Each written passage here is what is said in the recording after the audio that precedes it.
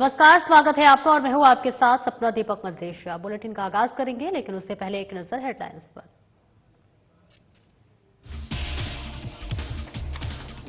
धमतरी जिले के प्रवास पर पहुंचे राज्यपाल रमेश डेका। जिला स्तरीय अधिकारियों के साथ की बैठक, सरकार की तमाम फ्लैगशिप योजनाओं पर की चर्चा। रायपुर में मुख्यमंत्री विष्णु देसाई की अध्यक्षता में समीक्षा बैठक आयोजित। उप मुख्यमंत्री विजय शर्मा भी रहे मौजूद। नक्सलवाद उन्मूलन के प्रयासों पर की गई चर्चा। खेल मंत्री टंकरांग वर्मा का बयान आया सामने। सरकार के 1 साल का कार्यकाल पूरी होने पर गिनाए विकास कार्य। कहा, खेलों के विकास के लिए हुए अनेक कार्य। नारायणपुर स्थित बीजेपी कार्यालय पहुंचे वन मंत्री केदार कश्यप। मंत्री ने स्थानीय कार्यकर्ताओं से किया संवाद। कहा, कार्यकर्ताओं के अथक परिश्रम से बनी है सरकार। और रायपुर में जन समस्या निवारण शिविर का आयोजन। शिविर में शामिल हुए विधायक अनुज शर्मा। समस्याओं का किया गया त्वरित निस्तारण। और बुलेटिन का आगाज करेंगे। राज्यपाल रमेश डेका धमतरी जिले के प्रवास पर पहुंचे। इस मौके पर उन्होंने कलेक्ट्रेट सभाकक्ष में जिला स्तरीय अधिकारियों के साथ बैठक कर शासन की फ्लैगशिप योजनाओं पर चर्चा की। तो वहीं राज्यपाल डेका ने कहा कि शासन की फ्लैगशिप योजनाओं का क्रियान्वयन धरातल पर सुनिश्चित किया जाए तथा पात्र के हितग्राहियों को शासन की विभिन्न योजनाओं से लाभान्वित किया जाए। बैठक में राज्यपाल डेका ने जिले में जल एवं पर्यावरण संरक्षण के लिए किए जा रहे प्रयासों की जानकारी ली और इस मौके पर जिला प्रशासन द्वारा आम जनों को जल संरक्षण की दिशा में जोड़ने, उन्हें जागरूक करने और संबंधित तैयार किए गए लघु फिल्म को राज्यपाल डेका के समक्ष प्रस्तुत किया गया। राज्यपाल डेका ने कहा कि जिले ने जल एवं पर्यावरण संरक्षण को दिशा में सराहनीय प्रयास किए जा रहे हैं और इसके लिए पूरा जिला प्रशासन बधाई के पात्र है।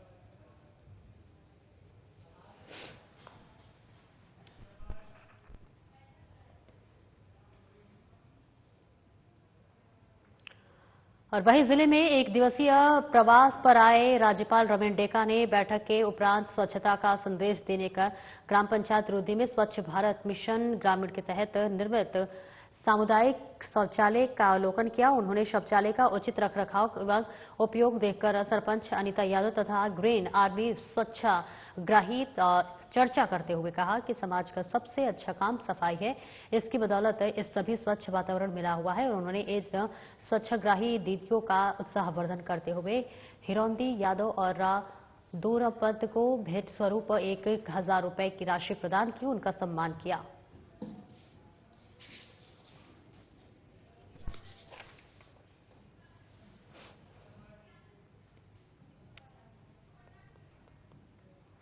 और वहीं मुख्यमंत्री विष्णु देसाई की अध्यक्षता में पुलिस मुख्यालय नवा रायपुर में नक्सल परिदृश्य पर बड़ी समीक्षा बैठक हुई।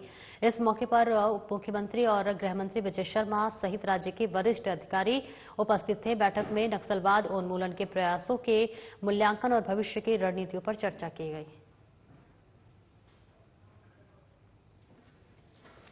तो तस्वीरें आपको दिखा रहे हैं, जहां पर मुख्यमंत्री विष्णु देसाई की अध्यक्षता में पुलिस मुख्यालय नवा रायपुर में नक्सल परिदृश्य पर बड़ी समीक्षा बैठक हुई है और इस मौके पर उप मुख्यमंत्री और गृह मंत्री विजय शर्मा सहित राज्य के वरिष्ठ अधिकारी उपस्थित थे। बैठक में नक्सलवाद उन्मूलन के प्रयासों के मूल्यांकन और भविष्य की रणनीतियों पर चर्चा की गई है।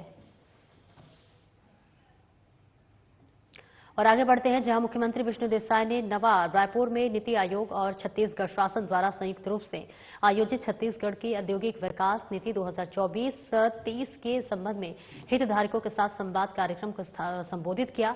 इस दौरान उन्होंने कहा कि छत्तीसगढ़ में नए नए उद्योगों की स्थापना की व्यापक संभावना है, तो वहां मिनरल्स का विपुल भंडार है और इसी के साथ साथ अनुकूल औद्योगिक वातावरण है। साथ ही उद्योग और व्यापार जगत के प्रतिनिधियों से चर्चा कर राज्य की नवीन औद्योगिक विकास नीति 2024-30 तैयार की गई और इस नवीन नीति में उद्योगों की स्थापना की प्रक्रिया को सरल बनाया गया है और उद्योगों की स्थापना को प्रोत्साहित करने के लिए अनेक प्रावधान शामिल किए गए हैं। नई औद्योगिक नीति के रूप में निवेशकों के लिए रेड कार्पेट छत्तीसगढ़ भी खुला है। निवेश की जटिलताएं अब छत्तीसगढ़ में नहीं रही और वही सिंगल विंडो सिस्टम ने सब कुछ बहुत सरल कर दिया है। कार्यक्रम में उद्योग मंत्री लखनलाल देवांगन भी मौजूद रहे।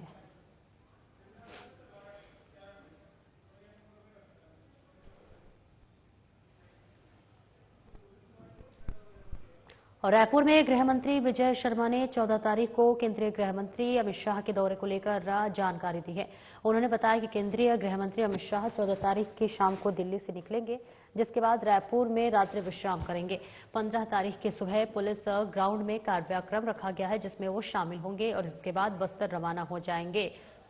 बस्तर ओलंपिक के समापन समारोह में शिरकत करेंगे और इसी के साथ साथ में कमांडर्स के साथ उनकी डिनर रखी गई है। अगले दिन सुबह शहीद वाटिका में शहीदों को श्रद्धांजलि देने के लिए पहुंचेंगे और इसके साथ वापस रायपुर आएंगे और रायपुर में एक बैठक रखी गई है। बैठक के बाद शाम 4 बजे तक वो वापस लौट सकते हैं।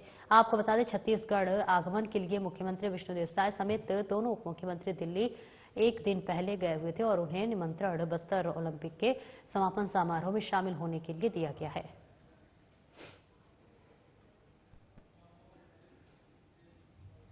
दिल्ली से निकलेंगे, रात्रि विश्राम उनका रायपुर में है। 15 तारीख की सुबह परेड ग्राउंड में, पुलिस परेड ग्राउंड में प्रेसिडेंट्स कलर छत्तीसगढ़ की पुलिस को अवार्ड किया गया है।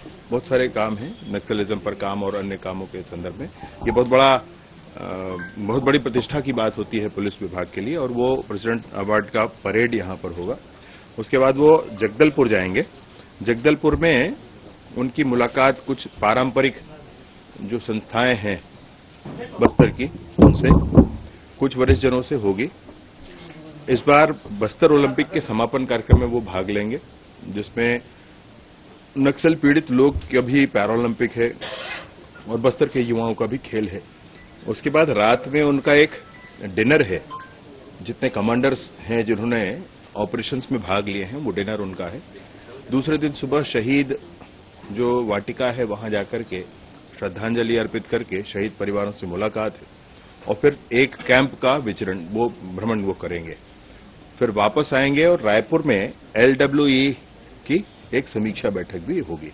फिर मुझे लगता है कि शाम 4 बजे के आसपास वो रायपुर से प्रस्थान करेंगे। और पूर्व उप मुख्यमंत्री टीएस सिंहदेव के अपनी ही पार्टी के कार्यकर्ताओं को एक्सरसाइज की जरूरत है वाले बयान पर पलटवार करते हुए गृह मंत्री विजय शर्मा का बयान सामने आया है, जिसमें उन्होंने कहा है कि किसी भी पार्टी में अनुशासन नहीं है तो कुछ नहीं होगा। उन्होंने कहा कि बीजेपी ने वोट बैंक की राजनीति नहीं चलती और रही बात कांग्रेस की, तो सभी को अपनी अपनी समीक्षा करनी चाहिए। कांग्रेस का, भाजपा के पास कोई फिक्स्ड वोट बैंक नहीं होता और भाजपा वोट बैंक की राजनीति करती भी नहीं। मेहनत हर बार भाजपा की सरकारों को, भाजपा के लोगों को करना होता है दोबारा अगर आना है तो, इसलिए ऐसा है। कांग्रेस वोट बैंक की राजनीति करती है, तुष्टीकरण की राजनीति करती है, इसलिए टिकी हुई है, इसलिए वो कर रही है। वो गलत है राजनीति का तरीका, परंतु वो उसी आधार पर उन लोग कर रहे हैं। वो कितनी भी बड़ी संख्या हो जाए, अगर अनुशासन नहीं है तो कुछ नहीं हो सकता। वहां मुझे लगता है कि इस बात, खैर मुझे बोलना नहीं है इस विषय पर, परंतु ऐसी स्थिति है। और राजनीतिक पार्टी देश की सबसे पुरानी है और जो स्थिति आज है, उत्तर प्रदेश के उपचुनाव में एक भी सीट पर वो नहीं लड़ी। महाराष्ट्र के इतने लगभग 300 सीटों के चुनाव में 15-20 सीटों में है। झारखंड में सरकार तो बनती है लेकिन उनका हिस्सेदारी कितना है? कुल मिलाकर आप जो देखेंगे परिदृश्य कांग्रेस का, तो ये समझ से परे है। स्थानीय छत्तीसगढ़ में भी काफी स्थितियां दिखती हैं। अब बहुत ज्यादा इसमें बोलना विषय नहीं है, परंतु मैं सोचता हूं कि समीक्षा अपनी अपनी सबको करनी ही चाहिए।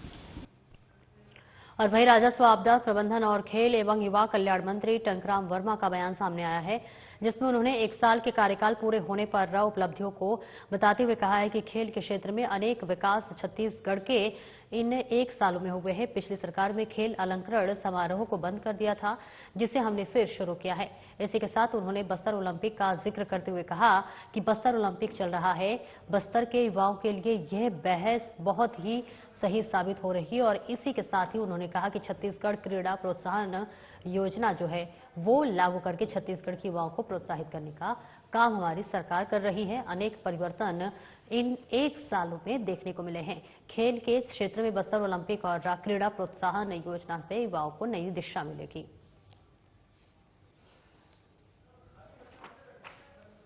का जनादेश मिले 1 साल हो गया और इस 1 साल में बहुत सारा परिवर्तन देखने को मिलता है और बहुत सारी उपलब्धियां देखने को मिलती है। जैसे आपने खेल विभाग के बारे में पूछा, तो खेल विभाग में मैं बताना चाहूंगा कि पूर्ववर्ती सरकार, कांग्रेस सरकार में खेल में एक बड़ा अलंकरण समारोह होता था, जिसे बंद कर दिया था। तो उस अलंकरण समारोह को फिर से शुरू करवाए हैं और पिछली गवर्नमेंट की जो बचत 4 साल का था, उसको हम 4 साल का अलंकरण समारोह आयोजित करके उनको पुरस्कृत किए हैं। और दूसरा बदलाव ये आया है कि छत्तीसगढ़ क्रीड़ा प्रोत्साहन योजना लागू करके छत्तीसगढ़ की प्रतिभाओं को आगे लाने का काम कर रहे हैं। और नंबर 3, इस समय प्रदेश में सबसे बड़ा एक नया आयोजन बस्तर ओलंपिक चल रहा है जिला स्तर पे, और अभी संभाग स्तर पे होने वाला है। और इसका समापन के लिए हमारे केंद्रीय मंत्री माननीय अमित शाह जी और खेल युवा कल्याण मंत्री डॉक्टर मनसुख मंडाविया जी के आने की संभावना है। और उत्कृष्ट खिलाड़ियों की सूची हम घोषित करने वाले हैं, उनकी बैठक शीघ्र होने वाली है। ये बड़ा बदलाव खेल विभाग में आया है। और राजस्व विभाग में जियो रेफरेंसिंग के माध्यम से जमीन के जो सीमा संबंधी विवाद है, समांकन है, बटांकन है, इनको दूर करने का प्रयास किए हैं। और दूसरा जो भूमि स्वामियों के जो प्रकरण लंबित होते थे, उस प्रकरण को हम शीघ्र निपटारा करने के लिए उसको हमने लोक सेवा गारंटी अधिनियम के तहत लाए उस दायरे में। और जो अविवादित प्रकरण है उसको 3 महीने के अंदर और विवादित प्रकरण को 6 महीने के अंदर उसको निराकरण करने का प्रावधान है। यदि इस अवधि में यदि कोई अधिकारी उसका निराकरण नहीं करता है तो पीड़ित पक्ष को अधिकार है कि उनके खिलाफ कोर्ट में जा सकता है। और राजस्व विभाग में प्रकरणों के निपटारा के लिए हमने उसमें समस्या निवारण शिविर का जो सबसे बड़ी समस्या है त्रुटि सुधार की, ये बहुत लाखों की समस्या में, लाखों की संख्या में था। तो त्रुटि सुधार के लिए जैसे बीजेपी गवर्नमेंट में डॉक्टर रमन सिंह के समय में त्रुटि सुधार का अधिकार तहसीलदार को था, उसको कांग्रेस सरकार ने छीन करके एसडीएम को दे दिया। आप सबको पता है कि एक एसडीएम के अंदर 5-7 तहसील होता है, तो निराकरण करना संभव नहीं होता। इस समस्या को देखते हुए फिर से हमने त्रुटि सुधार के अधिकार को तहसीलदार को दिए हैं। और तहसीलदार को देने के बाद इनकी संख्या, माने जो समस्या था त्रुटि सुधार की संख्या बहुत कम हुई है। और वही खेल मंत्री टंकराम वर्मा का बयान सामने आया है, जिसमें उन्होंने आगामी युवा महोत्सव के आयोजन की जानकारी देते हुए कहा कि 12 से 14 जनवरी तक आयोजित यह महाउत्सव युवाओं के लिए बहुत ही बेहतर साबित होने वाला है। प्रदेश से पहले जिला स्तर पर इसका आयोजन होगा। संस्कृत, साहित्य, कला में युवाओं को मौका मिलेगा।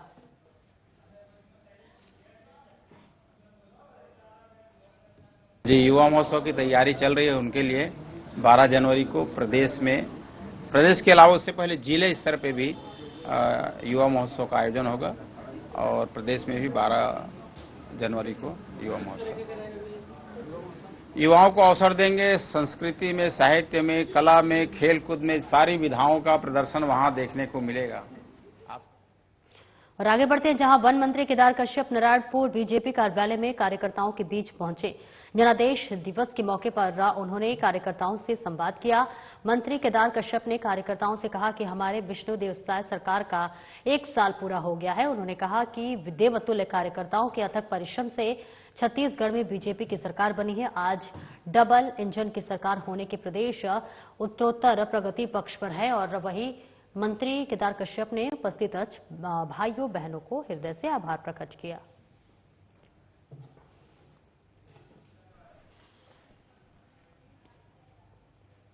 नरसिवा ब्लॉक के माढ़र ग्राम पंचायत में जन समस्या निवारण शिविर का आयोजन किया गया। इसमें आपको बता दें, विधायक अनुज शर्मा, कलेक्टर डॉक्टर गौरव सिंह और जिला पंचायत सीईओ विश्वदीप उपस्थित थे। तो इस दौरान 200 आवेदनों का निराकरण किया गया तथा शिविर को संबोधित करते हुए विधायक अनुज शर्मा ने कहा कि मुख्यमंत्री विष्णुदेव साय के सुशासन में प्रशासन आपके द्वार पर पहुंच रहा है, जहां पर आम नागरिकों के समझाइशों का त्वरित निराकरण किया जा रहा है। जन समस्या निवारण शिविर के माध्यम से विभागों के स्टॉल लगाए गए और वहां पर समस्याओं का निस्तारण भी तुरंत किया जा रहा है। जिला प्रशासन को टीम की पहुंच हर गांव तक हो गई है और यहां पर समस्याओं का निराकरण करने में जो है कोई भी परेशानी नहीं हो रही है। विधायक शर्मा ने कहा कि अवैध शराब, अवैध प्लॉटिंग पर कड़ी कार्रवाई की जाए।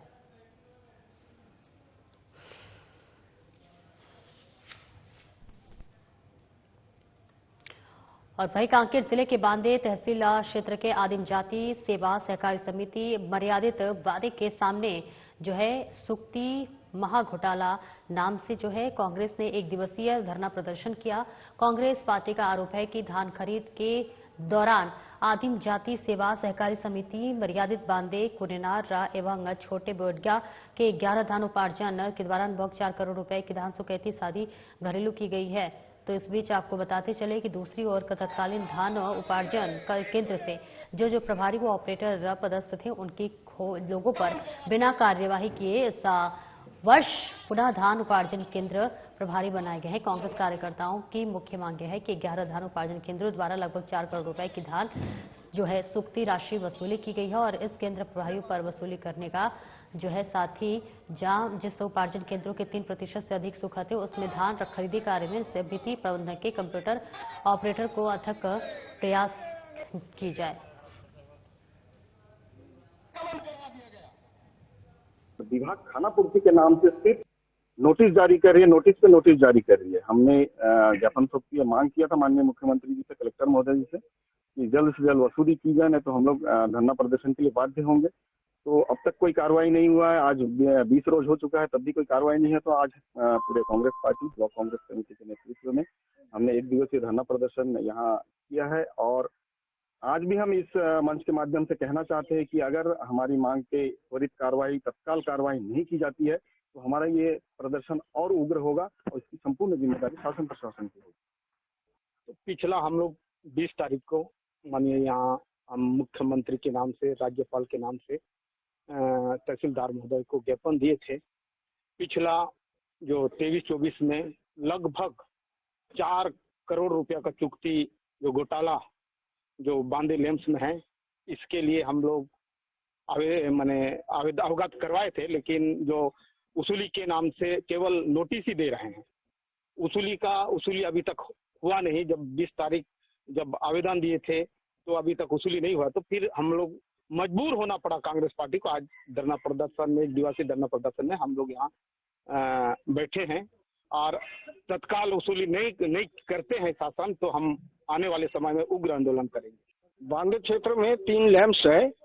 2023-24 में जो फड़मुंशियों ने धान खरीदी किया, उसमें सुक्ति के नाम से लगभग 4 करोड़ का घपला करके खाके बैठे हैं, जिनका ना तो कोई वसूली हो रहा है, ना तो कोई न्यायालयीन कार्रवाई हो रहा है। हमारी मांग है, आज हम लोग कांग्रेस पार्टी की तरफ से धरने प्रदर्शन पे बैठे हैं। पिछले महीने की 20 तारीख को हमने अल्टीमेटम दे दिया था कि ये जो सुक्ति के नाम से शॉर्टेज दिखाया फड़मुंशियों ने, उनसे वसूली किया जाए तत्काल, नहीं तो हम लोग उग्र आंदोलन करेंगे। तो उसी के परिप्रेक्ष्य में आज यहाँ पर हम लोग कांग्रेस पार्टी की तरफ से धरना प्रदर्शन देकर मांग कर रहे हैं कि जो घपला घोटाला किया है सुक्ति के नाम से 4 करोड़ रुपए का, ये जनता का पैसा है। ये लैम्प्स का मतलब जनता का पैसा है। और आगे बढ़ते जहां रायपुर आईजी अमरीश मिश्रा ने पिछली 6 महीने में हुए सभी चोरियों का खुलासा किया है। उन्होंने पत्रकार वार्ता को संबोधित करते हुए कहा कि मार्च से सितंबर तक 25 चोरियां हुई हैं, जिससे कि 1 करोड़ 20 लाख रुपए की चोरी की गई है। इसी के साथ ही उन्होंने बताया कि 30 लाख का सामान जब्त भी किया गया है। वह कुल 6 महीने की चोरी है और पकड़े गए जो है सभी आरोपी स्थानीय हैं। उन्होंने बताया कि एक गैंग लगातार चोरी की घटना को अंजाम दे रहा था और जिसके बाद 11 आरोपियों के साथ 3 कलेक्टर को भी गिरफ्तार किया गया है।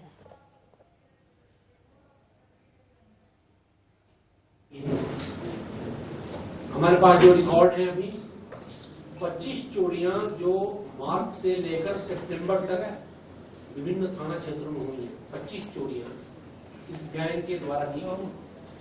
25 चोरियों की कुल मजूलता की बात करें तो करीब 1 करोड़ 20 लाख के आसपास का मजूलता होगा। 3-4 खास बातें जो इस गैंग से संबंधित हैं और इस कार्रवाई से संबंधित है, मैं उनको बताता हूं, फिर आप प्रश्न पूछ सकते हैं। पहला, ये पूरा स्थानीय गैंग था। ज्यादातर लोग इसमें मुंगेरी के रहने वाले हैं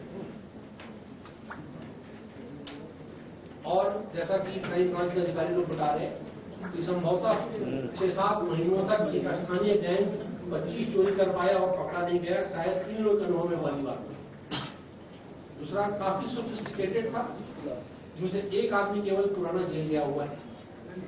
उसने आके अपने गैंग को ट्रेन किया, क्या क्या प्रिकॉशंस लेने हैं, ग्लव्स लगाने हैं, किस तरह से गैंती का इस्तेमाल करना है, कैसे मजबूत से मजबूत दरवाजा टूट जाए, उस टेक्निक का इस्तेमाल किया। उसने अपने गैंग को ट्रेन किया और उस आधार पे पिछले 6-7 महीनों से चोरियां करते आ रहे हैं।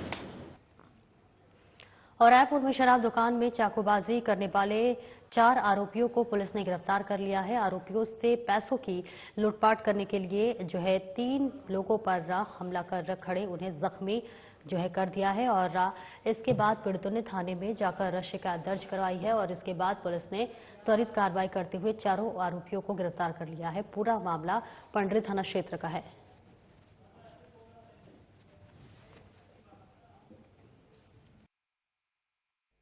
मोआ थाना अंतर्गत शराब भट्टी के पास 4 अज्ञात लोगों ने एक व्यक्ति के ऊपर में लूट की नीयत से कुछ लूट किया और उसे चाकू भी दिखाया था, ऐसी सूचना प्राप्त हुई थी। इस पर चारों आदमियों को आइडेंटिफाई किया गया है और उनकी अरेस्टिंग की जा चुकी है। और बिलाईगढ़ पुलिस अधीक्षक पुष्कर शर्मा ने द्वारा जिले के सभी थाना प्रभारियों को जुआ और इसी के साथ सट्टा, शराब, अवैध मादक पदार्थ, गांजा में संलिप्त व्यक्तियों के ऊपर कड़ी से कड़ी कार्रवाई करने का निर्देश दिया गया है। इसी कड़ी में मुखबिर की सूचना पर 20 लीटर अवैध कच्ची महुआ शराब के साथ एक आरोपी को गिरफ्तार करने में सफलता हासिल की गई है और जब शराब की कीमत करीबन 4,000 रुपए बताई जा रही है, वही आरोपी अजय सिरदार को गिरफ्तार कर जेल भेज दिया गया है और साथ ही बताया गया है कि थाना क्षेत्र में अवैध शराब बिक्री करने वाले के विरुद्ध सरिया पुलिस द्वारा लगातार कार्रवाई जारी रहेगी।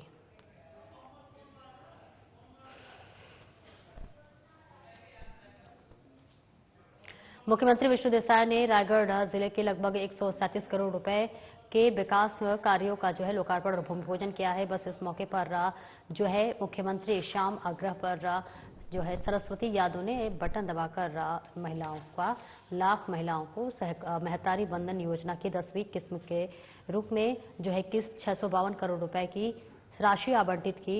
तो वही मौके पर आयोजित समारोह से संबंधित करते हुए उन्होंने कहा कि छत्तीसगढ़ के 70 लाख मतदाताओं माताओं बहनों को महतारी वंदन योजना की 1,000 रुपए की स्नेह राशि की 10वीं किस्त हमने आपके खाते में आज स्थानांतरित कर दिया है। हमारी माताओं बहनों का आशीर्वाद ही मुझे काम करने में शामिल प्रदान करता है और हमारे मतदाताओं बहनों की आंख में आंसू दिख रहे स्वाभिमान की चमक हमारा सबसे बड़ा संतोष है।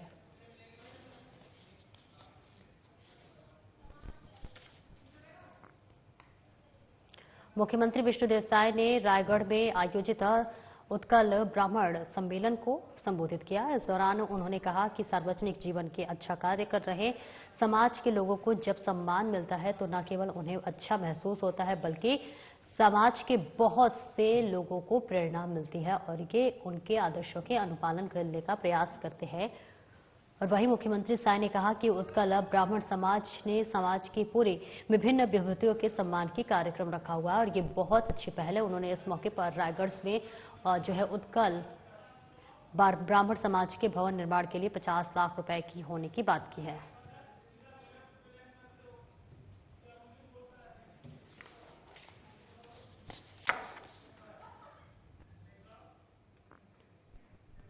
मुख्यमंत्री विष्णु देसाई के निर्देश पर स्वास्थ्य विभाग में वित्तीय सुधारों की दिशा में बड़ा कदम उठाया गया है। विष्णु देसाई के प्रशासन के राज्य सरकार जनहित में लगातार नीतिगत निर्माण ले रही है और स्वास्थ्य मंत्री श्याम बिहारी जायसवाल ने इस दिशा में प्रयास करते हुए अपने सुझाव सामने रखे हुए थे।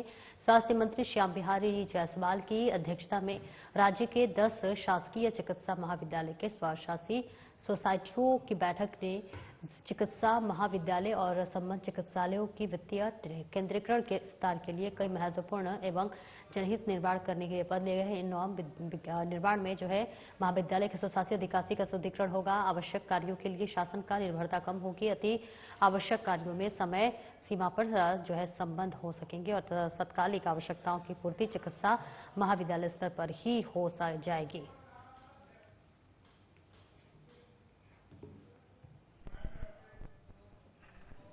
और इस बुलेटिन में इतना ही। दीजिए इजाजत। नमस्कार।